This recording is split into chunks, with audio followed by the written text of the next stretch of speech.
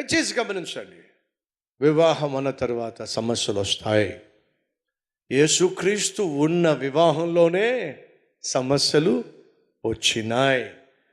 దేవుని చిత్తానుసారంగా వాక్యానుసారంగా వివాహం చేసుకున్నా సరే సమస్యలు వస్తాయి.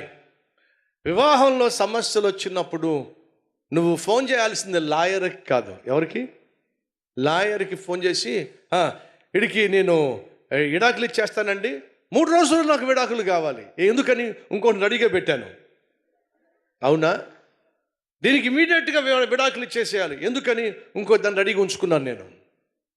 వివాహంలో సమస్యలు వస్తే నువ్వు ఫోన్ చేయాల్సింది పోలీస్ స్టేషన్కి కాదు, ఫోన్ చేయాల్సింది లాయర్కి కాదు, ఫోన్ చేయాల్సిన అమ్మ నాన్నకి కాదు. తమ్ముళ్ళు చెల్లెళ్ళు దయచేసి వినండి, వివాహం అన్న తర్వాత సాధారణంగా చిన్న చిన్న వివాదాలు వస్తాయి. అమ్మ నాన్న నిన్ను కన్నారు, పుట్టినప్పటి నుంచి కష్టపడి రెక్కలు ముక్కలు చేసుకొని నిన్ను చదివించారు, నిన్ను ప్రయోజకుడిని చేశారు, నీకు పెళ్లి చేశారు.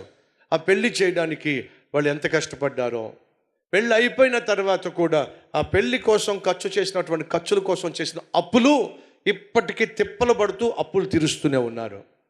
వాళ్ళకి ఆరోగ్యం బాగోకపోయినా, వాళ్ళు మంచి మందులు వాడాల్సి వచ్చినా, వాళ్ళు మంచి హాస్పిటల్కి వెళ్ళాల్సి వచ్చినా సరైన మందులు వేసుకోకుండా, మంచి హాస్పిటల్కి వెళ్లకుండా, నీకు పెళ్లి చేసిన పుణ్యానికి వాళ్ళు ఎప్పటికి కూడా తిప్పలు పడుతూ అప్పులు తీరుస్తూ ఉంటే, మళ్ళీ మొగుడుతో నువ్వు గొడవ పడిపోయి పుట్టింటికి వచ్చి కూర్చున్నావు అనుకో, ఇంకంతకంటే శాపం వాళ్ళకి ఏముంటుందండి? అంతకంటే భారం వాళ్ళకి ఏముంటుందండి? అరే నువ్వేదో సుఖంగా ఉంటావు, సౌఖ్యంగా ఉంటావు, సంతోషంగా ఉంటావు అని చెప్పేసి నేను ఒక ఇంటి దాన్ని చేస్తే, పెళ్లి చేస్తే, పెళ్ళైన 3 రోజులకే నువ్వు పెట్టి బేడ అన్నీ సర్దుకొని ఇంటికి వచ్చేస్తే ఎలాగా? మా అమ్మ చెప్పిందండి. ఏం చెప్పింది? సర్దుకుపోవాలని చెప్పింది. ఏం సర్దుకుపోవాలని చెప్పింది? పెట్టే బాధ. ఏమండి, పెట్టే బేడ సర్దుకుపోవాలని చెప్పిందా? సర్దుకుపోవాలి అని అర్థం ఏమిటి? ఇద్దరే కూర్చోగలరు ఆ బస్సులో, ఆ సీట్లో. కానీ ఇప్పుడు 3వ ఆవిడ నిలబడి ఉంది, పాపం పెద్ద ఆవిడ. ఆమె కూర్చోవాలనుకోండి, మీరేం చేయాలి చెప్పండి? సర్దుకోవాలి. సర్దుకోవడం అంటే కొంచెం కష్టమా కాదా?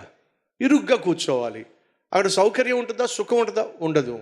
కొంచెం కష్టం అవుతుంది, కొంచెం సుఖాన్ని తగ్గించుకోవాల్సి వస్తుంది, కొంచెం సౌఖ్యం తగ్గించుకోవాల్సి వస్తుంది. కానీ సర్దుకుపోవడం వల్ల మరో వ్యక్తికి ఎంతో కొంత ఆదరణగా ఉంటుంది. భర్త మంచోడుగా, భర్తలో కొన్ని లోపాలు ఉండొచ్చు, భార్యలో కొన్ని లోపాలు ఉండొచ్చు. వీళ్ళు కొత్తగా పెళ్లి చేస్తున్నారు కాబట్టి ఒకరు అర్థం చేసుకోవడానికి సమయం పట్టచ్చు. ఈ సమయం పట్టేటటువంటి సమయంలో కొన్ని పొరపాట్లు జరుగుతాయి. అతనికి షార్ట్ టెంపర్ కావచ్చు, నీకు షార్ట్ టెంపర్ కావచ్చు, నీకు మాట పడే తత్వం కావచ్చు, నీకు మాట పడే తత్వం ఉండకపోవచ్చు. కాబట్టి ఇద్దరి మధ్య సహజంగా అడ్జస్ట్ కావడానికి ఎంతో కొంత టైం పడుతుంది. ఈ లోపటే నువ్వు ఇంటికి వెళ్ళిపోయి కూర్చున్నావు అనుకో, పరువు ఏం కావాలి? ఘనంగా పెళ్లి చేసావుగా, ఏమైంది నీ కూతురు? మైసూరు మహారాజు తన కూతురికి ఘనంగా పెళ్లి చేశాడు. పెళ్లి చేసి అత్తారింటికి పంపించాడు. ఘనంగా పంపించిన 6 నెలలకి మైసూరు మహారాజు కూతురు మొగుడిని విడిచిపెట్టేసి ఇంటికి వచ్చేసింది. అలా ఇంటికి వచ్చినప్పుడు తన ముఖంలో అర్థమైపోయింది ఏదో గొడవైందని చెప్పేసి. తండ్రి ఏమీ మాట్లాడలేదట. తనంతట తనే వచ్చి తన కష్టం నాకు చెప్పుకుంటుందిలే అని చెప్పేసి తను కాస్త ప్రశాంతంగా ఉండనిచ్చాడు. ఒక 3-4 రోజులు అయిపోయిన తర్వాత కూతురు వచ్చి, నాన్న నేను వచ్చేసా, ఇంకెప్పుడు వెళ్ళను, నేను తేల్చేసి వచ్చేసా, గొడవ కూడా వచ్చేసా. మహారాజు అండి తిరిగి వచ్చేసిన కూతురికి ఏ లోటు లేకుండా తాను చూసుకోగలడు. మహారాజు అన్నమాట ఏంటి తెలుసా అండి?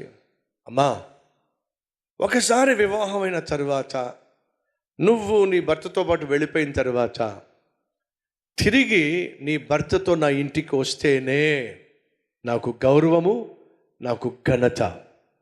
నేను కని పెంచి పెద్ద చేసిన తర్వాత, పెళ్లి చేసిన తర్వాత నాన్నకు నీ ఇవ్వగలిగిన ఘనత కానీ గౌరవం కానీ ఏదైనా ఉంది అని అంటే, నువ్వు నీ భర్తతో తిరిగి వస్తేనే ఈ ఇంటికి గౌరవం, ఘనత. అలా కాకుండా నువ్వు ఒంటరిగా వచ్చావనుకో, నేను ఎంత మహారాజు అయినప్పటికీ కూడా ఈ రాజ్యంలో ఉన్న ప్రతి ఒక్కడు ఆలోచన చేస్తాడు, ప్రతి ఒక్కడు ముక్కు మీద వేలు వేసుకుంటాడు, ప్రతి ఒక్కడు నన్ను వింతగా చూస్తాడు. మహారాజు కూతురు కాపురాన్ని నిలబెట్టలేకపోయాడు. మహారాజు, మైసూరు మహారాజు కూతురు కాపురాన్ని చక్కబెట్టలేకపోయాడు. ఇక మన రాజ్యాన్ని ఏం చక్కబెడతాడు అని చెప్పి ప్రతి ఒక్కళ్ళు నన్ను ప్రశ్నిస్తారమ్మా. నువ్వు తిరిగి వచ్చేసావు కాబట్టి తల్లే, నీకు ఏ లోటు లేకుండా నేను చూసుకుంటా. కానీ ఒక మాట వినో, నీకు బట్టలు కావాలా? ఎన్ని బట్టలు కావాలో కొనిపిస్తా. ఆస్తి కావాలా? ఎంత ఆస్తి అయినా నీకు ఇస్తా. కానీ భర్త స్థానం మాత్రం ఈ లోకంలో ఏ ఒక్కడు ఇవ్వలేడు. భర్త స్థానాన్ని కేవలం భర్త మాత్రమే భర్తీ చేయగలడు. అమ్మ, ఆ స్థానాన్ని మాత్రం ఎవడూ భర్తీ చేయలేడు. కన్న తండ్రిగా నేను కూడా ఆ స్థానానికి ప్రత్యామ్నాయం చూడలేనమ్మా. ఒకవేళ నువ్వు కానీ నన్ను గౌరవిస్తున్నట్లయితే, నన్ను ఘనపరచాలని ఆశపడుతున్నట్లయితే, నెక్స్ట్ టైం నువ్వు వచ్చినప్పుడు ఫ్యామిలీగా రా తల్లి. అదే నీకు ఆశీర్వాదం, ఈ రాజ్యానికి ఆనందం. మిగతా విషయాలు రేపు భోజనం చేస్తున్నప్పుడు మనం మాట్లాడదాం అని చెప్పి తను వెళ్ళిపోయాడండి. మరుసటి రోజు రానే వచ్చిందండి. భోజనం దగ్గర తను కూర్చున్నాడు. కూతురు కనిపించలా. అడిగాడు, ఆ కుమార్తె ఎక్కడా? అయ్యా, ఉదయమే మీ అమ్మాయి తన భర్తతో కాపురం చేయడానికి తిరిగి వెళ్ళిపోయింది. సహోదరి సహోదరులు, ఇలాంటి తండ్రులు కావాలి. కూతురు మొగుడుతో గొడవపడి ఇంటికి వస్తే ఆ తల్లి ఒకరోజు నాతో మాట్లాడుతూ ఏమందో తెలుసా? ఇచ్చి పడేస్తానయ్యా వాడికి అంది. ఇలాగే ఇచ్చి పడేస్తాను వాడికి.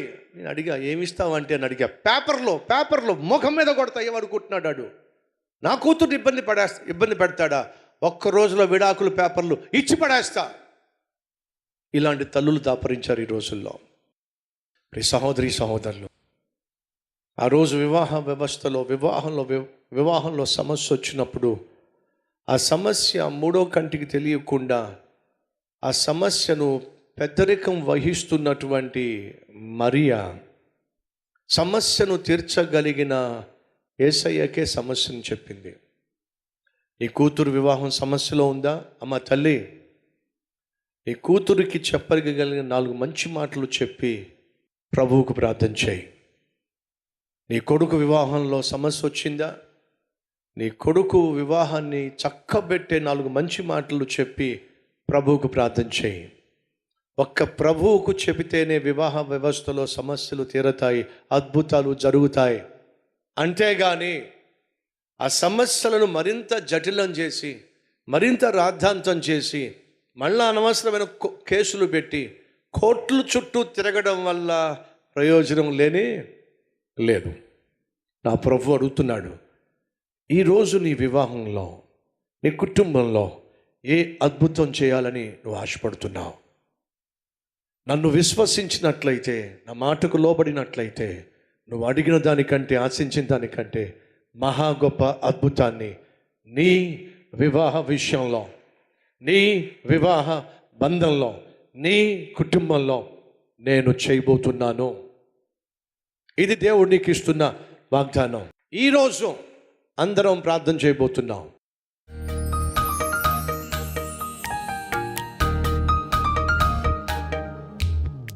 యేసయ్యా, ఎన్నో అద్భుతాలు నువ్వు చేశావు, చేస్తున్నావు, చేస్తావు. కానీ నువ్వు చేయాలి అనుకుంటున్న అద్భుతం, మొట్టమొదటి అద్భుతం, మా కుటుంబం కట్టబడడం, మా వివాహ బంధం స్థిరంగా ఉండడం, మా కుటుంబంలో సైతాను తీసుకొచ్చిన సమస్యలు పరిష్కరించబడి నిన్ను ఘనపరిచే కుటుంబ వ్యవస్థ మాకు అత్యవసరం. అయ్యా, మా కుటుంబము రక్షించబడడమే మహా అద్భుతం. ఆ అద్భుతాన్ని జరిగించు నాయన, యేసు నామం పేరట వేడుకుంటున్నాం తండ్రి, ఆమెన్.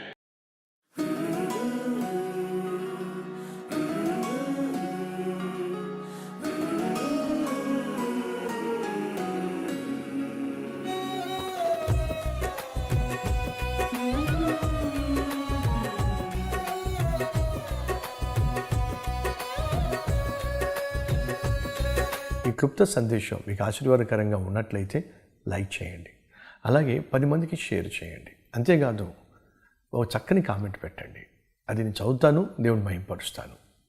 మళ్ళా కలుసుకుందాం, అంతవరకు సెలవు.